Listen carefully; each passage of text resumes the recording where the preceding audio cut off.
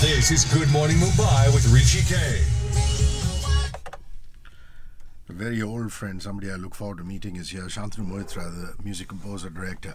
How are you, Shantanu? Good to see you. Greetings of the season. Yes. How was Christmas? Christmas was great. I said 2020, a new number in our life.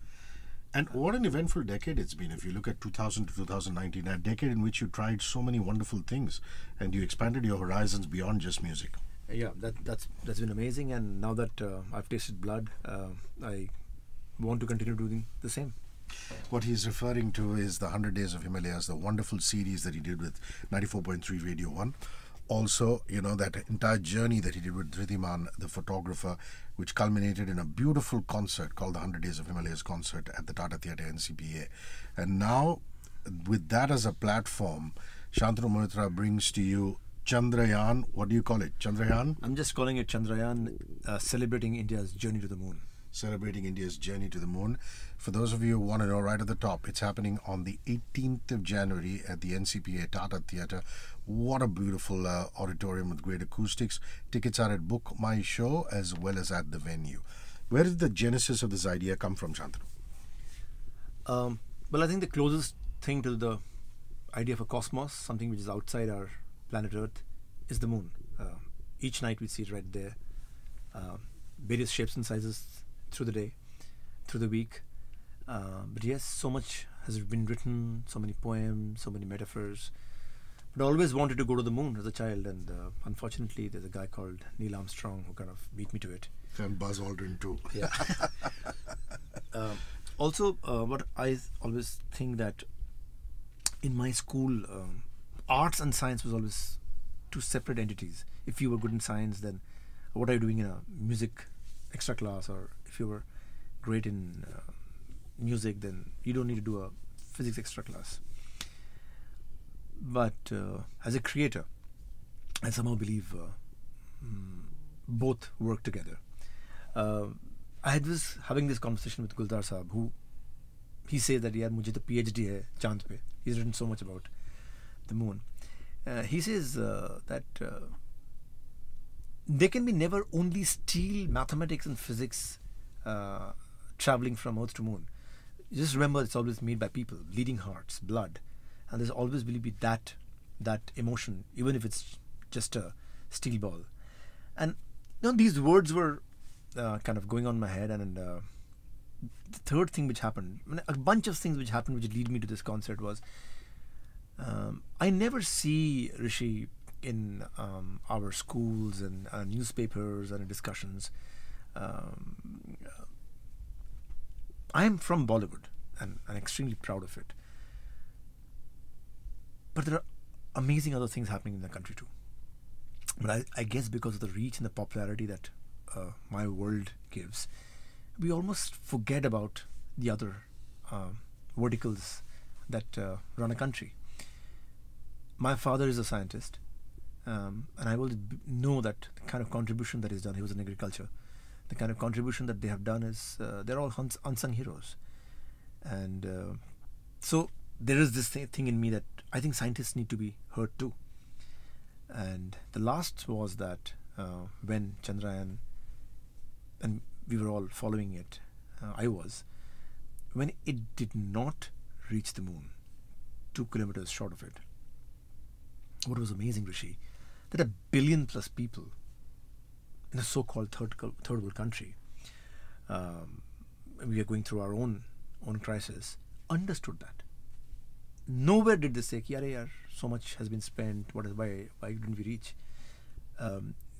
As against to a place like America, where there were huge furor and debates as to the taxpayers' money is being spent, and the mission is unsuccessful. Nobody said the mission was unsuccessful. The common man, they understood the philosophy that it's the trying. They reached so far, which is so great. And I said that I think it's the right time to put the science and art together, Hrishi, and create a concert for the science, for the scientists. That day is for the scientists. Very, very clear for me. And me and a bunch of my friends who are musicians are going to. I've composed 6 compositions based on the 6 stages, what it takes for Chandrayaan to move from Earth to moon. A very, very interesting thing that you said off the mic to me while we were just sharing a cup of coffee is that you asked me a question actually. You said, did you know what those scientists look like? And I said, yeah, sure, when the Prime Minister went and hugged them. And that's a very poignant point because we should know how they look like, how they sound like, and we don't. Conventional or traditional media has largely left them uncovered till the Prime Minister makes a visit, which in itself is great. One is not decrying that. And this is also an attempt to shine the spotlight on them. And it's wonderful to know that we're going to have some eminent scientists coming in there. Yes, and Hrishi, just to add to your point, that this work can be done best by the arts. That shining, the sheen which comes on certain subjects that we don't know of. If art came together with those subjects, magic can happen. Which is why I said that I don't believe they are disconnected. And the reason is very simple. That one of the first images of ISRO which caught my eye was when the Chandrayaan was being launched, the rocket. There was a puja in which a Pandit cracked open a coconut nariyal. How fascinating this India, that at the end of it all boils down to faith and a billion people's wishes, which is where the science, art, religion all coming together. And that is why this concert is so special to me. Hrishi, also because I genuinely believe that if we can, one of the things I've done is that I've humanized the science. Just to give you a small example, what I mean is that for me, Chandrayaan is a 21-year-old kid. Could be a boy, could be a girl. We've all been that. Going through that phase of life where you don't know what you're going to do. There's you're having difference of opinions at home. There's chick happening. Some friends of yours are being placed in great universities. Somebody's going, and you're pretty much clueless, and you want to get the hell out of there. I don't know where, but I just want to get the hell out. And that for me is the takeoff. When you see the fire, the blast, the thing, and in all that, when that you can see the rocket leaving, and you feel this 21-year-old kid is leaving home, and is going somewhere, wrought with danger, you don't know what, but he just wants to escape.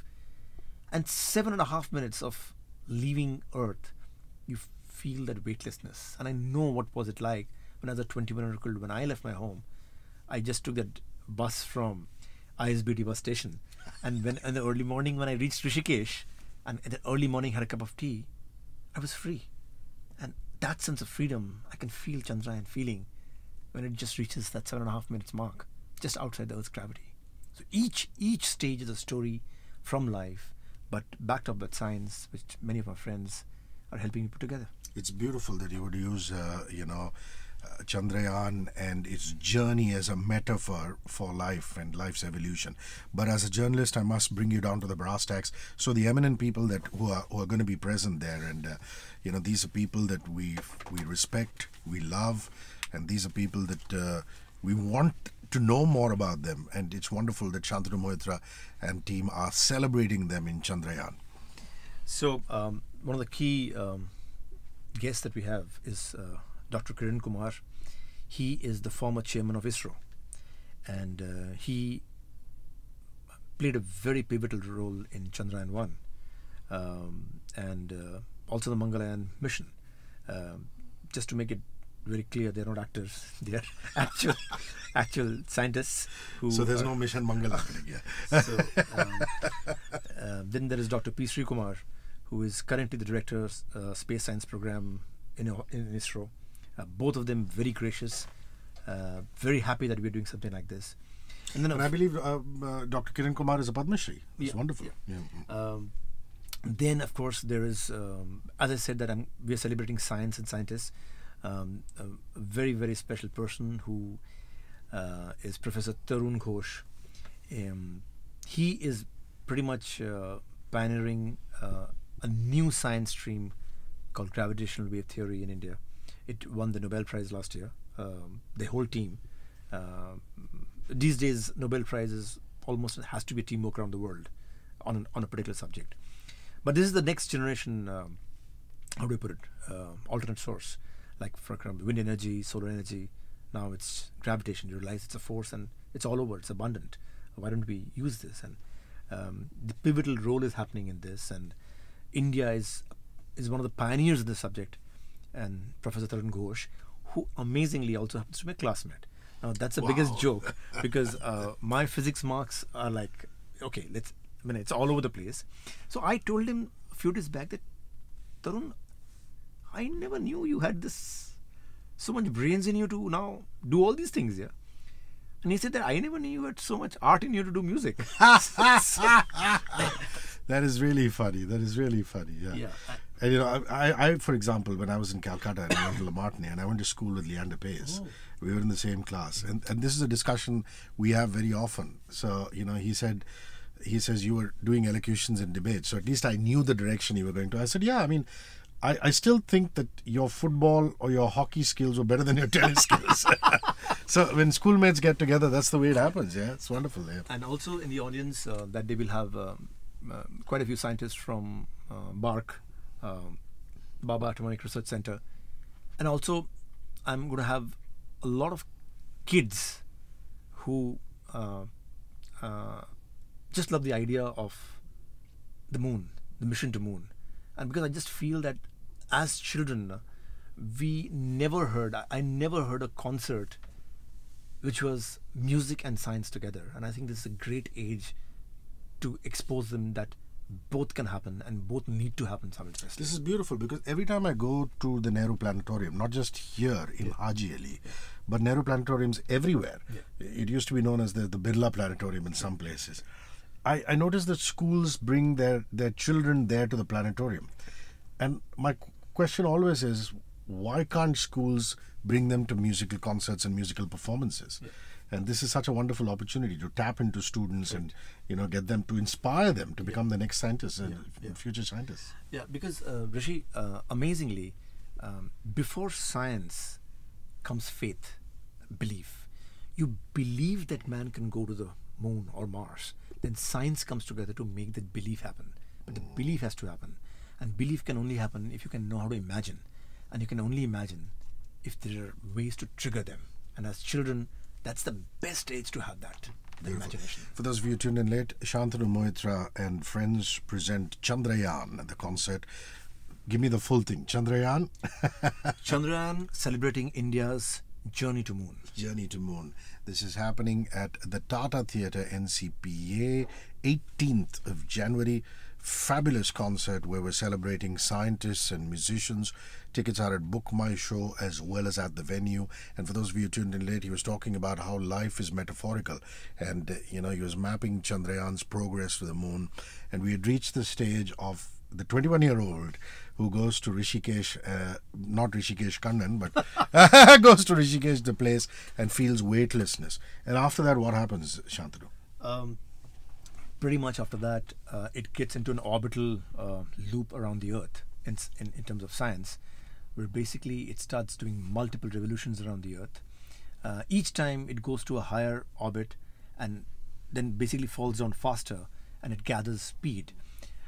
Pretty much the way once I felt, any 21-year-old feels free, then you have friends, you have parties, you have joy. There's no thing about I need to come back home at 9 o'clock. You're free now. You can go wherever you want. You don't want to go anywhere. You're in an orbit of life, and that's really the stage 3 when you're in orbit of life, and then one day, boom, you're thrown out in the open. Okay, a relationship gone wrong, something, and you realize that you're out of the orbit. And in science, basically, very quickly you reach a position in the cosmos where you are not only out of the range of Earth's gravitation, the moon's gravitation has not taken over. It's a no man's land. And so many of us, Hrishi, have reached that place when you have had that void, when you don't know, you have nowhere to go back to, and nowhere to go forward to. And we have heard this, that this guy's completely clueless. Or you feel that I don't know what I want to do. Midlife crisis. Yeah. And basically when that happens, Hrishi, you always look within. the strength comes from within. It's there somewhere, and you never knew. When you are in that lost in space, that bails you out. That is that phase when I'm going back to my roots. So Sanskrit chants, this, that, just going back to the evolution process, which gives you that strength that if you have lasted 2000 years, you shall ride this too. And then kickstarts the stage 5 when you know you're going to the moon. It's right there, and your focus is there, danger is there, all those things. But suddenly you're happy. You know what you're going to do. Hrishi K knows he wants to be this amazing person who wants to interview people and understand people's how do they create what they create. That focus, and then it's the joy. And you're going breakneck speed. You're going towards that. Just before landing, you turn around once, and you see this magnificent Earthrise. It's a stage 5, where people say, astronauts, that probably one of the most beautiful things in that open sky is seeing an Earthrise, because with 70% more about water, it's probably the only multicolored object in the sky. Otherwise, everything is almost monochromatic. And when you see the Earth sky, it's apparently spellbinding. Here's something happens, Hrishi, is that time heals. Look back Earth with fondness, with memories. Your parents, the meals together, going out to shopping with your dad to the vegetable market, friends, the gullies, the cricket. You don't remember the conflicts. You don't remember the broken relationships. You don't believe the fight that you have with your mom. It's just that it's wonderful. The Earth is beautiful. Time has healed everything. And now you, for the final time, say goodbye to it with a tinge of sadness. You may not come back to Earth, but hey, thank you, Earth, for giving me the courage to go to the moon. Turns around, and the final stage is the lunar landing. Beautiful. Now let's come to the sound of it, the soundscape of it, and also the lighting of it. I believe you're using actual sounds that ISRO hears on their radio frequencies. Yeah, and for example, statics, and when I'm thinking of steel and mass is going through the air, it's also microphones are picking up stuff, and I've been gracious enough to get those recordings. But as I said again, it's art. It's there, part of my music. I'm using again. My compositions are semi-classical in nature, because I believe at the end of it, if I go back to the roots, it's folk, it's classical, it's from there. So I'm taking science, which is cutting edge, and going back to the roots. I'm playing with two paradigms of art form and putting them together. Because both together, Hrishi, form the cosmos. One without the other will not be the cosmos. And that is the biggest thing that I'm experiencing as I'm going across, putting this together. There is a reason why a scientist, take the greatest names, always did a prayer, be it on a piano, be it on a chant, or be it a silent one. It's just to get your line and focus together. And what greater place than India to get your center back? Be it the Himalayas, I've seen that constantly. It is around us which gets us rooted to what we are. No other country has that kind of leverage that we have. We often mistake that, we often neglect that, we often confuse that. But it is there. More so ever when you're going for a mission like this. It's almost like, Hrishi, I keep on telling many of our friends, it's one life. It's one opportunity. Do the best you can. Don't work on a safety net. And the cosmos will come together to make it happen. Don't worry. And therefore, I think I have some incredible musicians on this. I remember 100 Days of Himalayas, for example, being absolutely astounded by Ani Choing Drolma's voice. And of course, Kaushiki was also there. So, if it's a Shantanu Moitra concert, you know that the musicianship is going to be top notch. So, who are the musicians that are collaborating with you? So, once I had this wish list of musicians, and realized it's a very amazing correlation, and which is like that I am a great fan of their parents. So, for example, this is amazing musician called Ambi Subramaniam, son of L and Kavita ji, El Subramaniam. Or as his record label people, Sridhar and gang refer to him as El Subs. Yeah. So that's Ambi Subramaniam. There is an amazing player, Veena player from South, Jayanti Kumaresh ji. She's astounding when she plays the Veena. There is, of course, my very good friend Rakesh Chaurasia, who's been playing with me right from Parinita days, you know.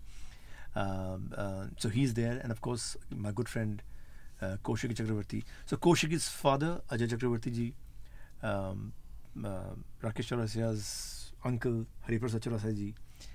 There is Ambi Subramaniam's El Subramaniam ji. So it's pretty much, an amazing part is that many of them want to be part of this concert to see what their children, how they are going to the moon, you know.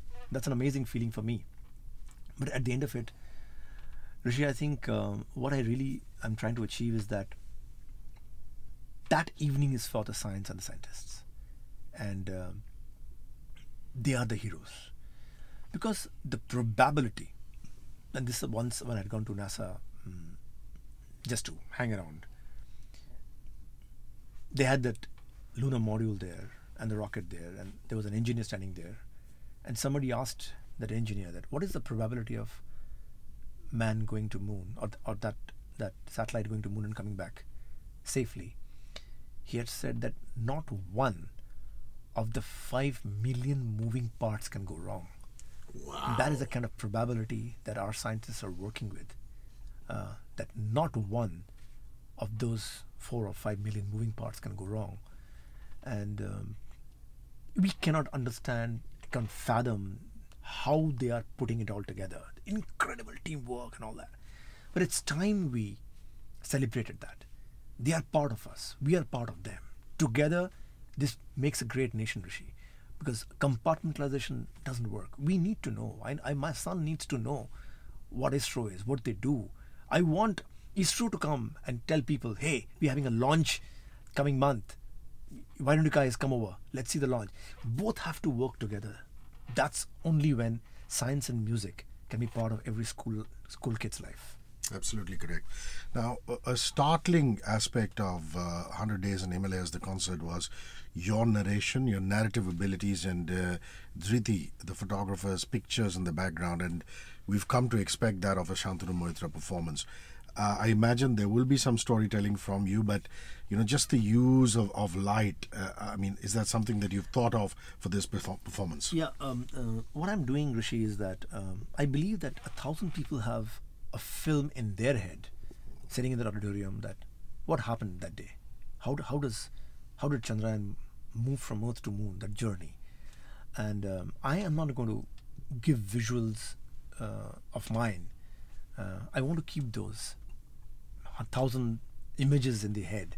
I'm just going to use sound, light, music to kind of enhance those images in this. But for example, I've got some amazing stuff. There is this. I'm using the purview of sound outside just the mission to moon. I'm using some other outer space sounds. For example, there is this sound which starts. I'm going to start this with, is like a. It sounds like any wind in any desert land. Now this is actually the sound of wind in Mars hitting the solar panels. Wow. And they're recording it. I have goosebumps thinking about it, that we are able to hear this sitting here about wind which is happening in Mars. So small things like that. Just the sound of a comet passing by. And they've obviously slowed it down to millions of frames, but it sounds like, and it's fascinating. It's real. It's there. It's not fiction. It's not a movie. It's recorded the way it is. And for somebody like music and sound who I love, suddenly the imageries come alive when you hear the sounds, and that's what I'm trying to do. Lovely.